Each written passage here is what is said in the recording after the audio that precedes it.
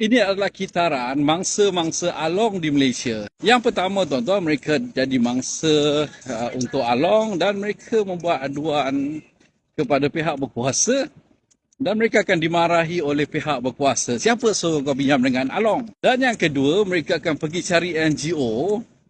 Ada yang berharapan kalau pergi jumpa NGO, diorang tak perlu nak bayar hutang itu dan biar along tu rugi.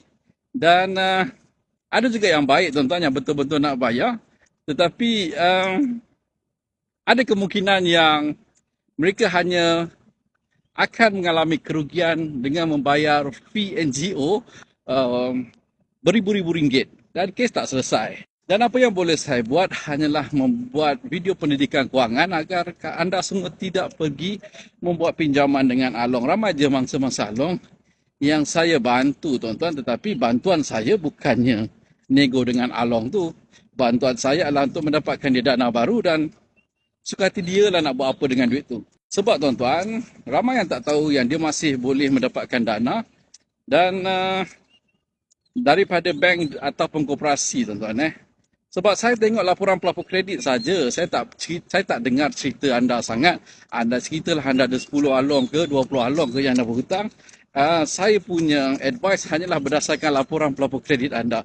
Kerana, tuan-tuan, kebanyakan along tidak menyerah hitamkan anda. Kerana mereka menggunakan undang-undang rimba, tuan-tuan. Mereka menggunakan undang-undang rimba.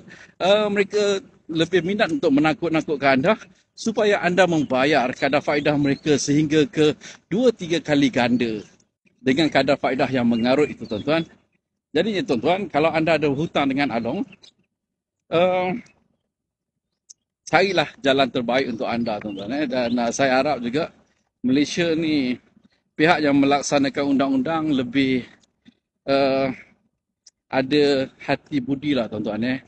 Kalau kita dibayar gaji untuk menyelesaikan masalah, ada orang kena ugut, masyarakat rasa takut, tak tenteram, bantulah dengan segala kuasa yang anda ada. Janganlah nak marah mangsa tu, tuan-tuan. Kesian juga ramai yang kata diorang takut nak buat report sebab diorang tahu kalau diorang buat report nanti diorang kena marah dan masalah tak selesai. Itu saja, tuan-tuan. Tontonlah video-video pendidikan kewangan yang telah saya buat dan jauhi along.